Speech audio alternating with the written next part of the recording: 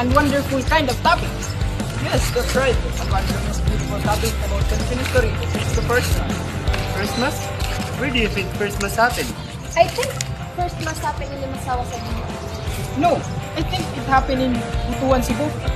But before that, why there is a First Mass? So, join us to discover the history of First Mass. Go! The First Mass in the Philippines, the start of Christianity in the archipelago. The majority of the Philippines population is Catholic, making it a Christian nation with strong cultural and historical ties to the Christian faith. The Filipino people's religious belief and practices have a deep impact on their society. Among the many landmarks marking the introduction of Christianity in the Philippines is the First Mass, which marked a new era of the country's religious and cultural life. Where, when, and the controversy about the First Mass. The first Mass ever held in the Philippines in a controversial and historically significant event. On March 31, 1521, on Easter Sunday, the first Mass has held, as recorded by Italian historian Antonio Pigafetta. When asked to name the location, Pigafetta said, Mazoa. However, historians and scholars are divided in exact sites of the event. The location of the first Mass has been debated. Some say it took place on the island of Limasawa in Leyte, while others maintain that Pigafetta meant to refer to Masao, the town at the end of the Agusan River next to modern-day Butuan. There has been a heated dispute for a long time over the origin of the first Mass, with arguments on both sides.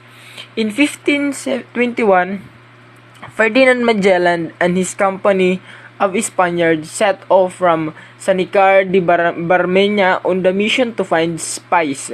Eventually, they arrived in the Philippines, more especially in the town of named Mazoa. Magellan and his crew arrived in the Philippines on March 28, 1521, and on Easter Sunday, March 31, 1521, Father Pedro de Valderrama of the expedition said the first recorded Catholic Mass in the Philippines. The problem with Pigafetta's descriptions of the first Mass is that it has several inaccuracies. Historian Gomez discovered that Pigafetta's omitted details on huge celebration at key location along the route such as the port of San Julian.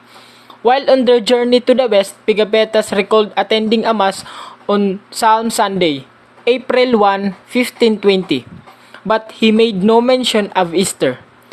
The same thing happened when the fleet arrived in the Philippines. Pigafetta only mentioned the Easter Sunday Mass, but he said nothing about Palm Sunday. However, historians and researchers may still learn a lot from Pigafetta's story and use it to put together the pieces of the first Mass puzzle. Despite these discrepancies, among the most crucial pieces of evidence is Pigafetta's report, which described the Mass as having taken place on the coast and mentioning the presence of local Filipino. As an additional piece of evidence, a 2004 blog described the discovery of a document related to Magellan's fleet landing at Suluan, Humonhon, and the pact with the local. There was a reprint of their article from 2004 in the Philippines Daily Inquirer, which was first published in 1934 in the Philippines Magazine. As this article has shown, the first Mass in the Philippines was a pivotal moment in Philippine history, although historians and academics continue to argue over the precise site of that event. To settle this disagreement, the National Historical Commission of the Philippines, or NHCP, panel anonymously recommended that the National Historical Institute verdict on the matter be revoked or reversed. In 1543, a Spanish expedition commanded by Ruy Lopez de Villalobos landed in Mindanao and confirmed the location of the first Mass. The NHCP's ruling settles the controversy and illuminate the importance of the Philippines' first Mass, confusion and meeting of the King of Butuan. According to Bernat 2004, The confusion originated on the misinterpretation of some of the 17th century historians such as Collins and Combs, often yelling incorrect representation of Magellan's voyage, which ultimately lead to the misconceptions of the mismas being held at Butuan rather than Limasawa.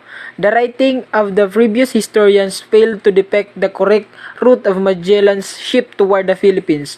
Some write-ups accounted for the entrance of the ship from the southern part of the country, whereas the account of Antonio Picapetas revealed the entrance from the eastern part of the country, from the wreck of the Pacific region.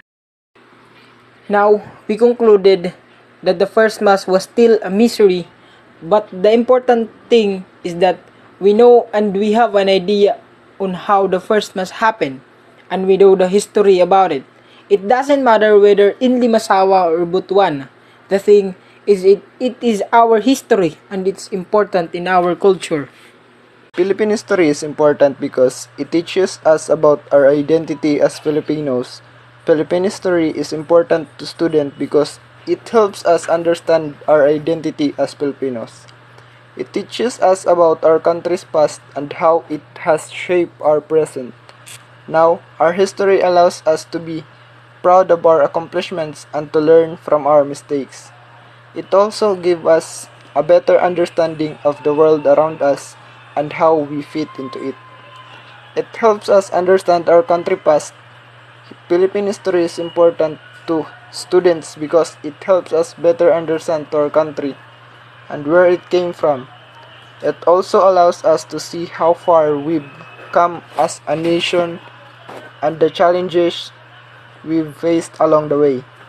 Knowing our history can also inspire us to do better in the future and work towards a brighter future.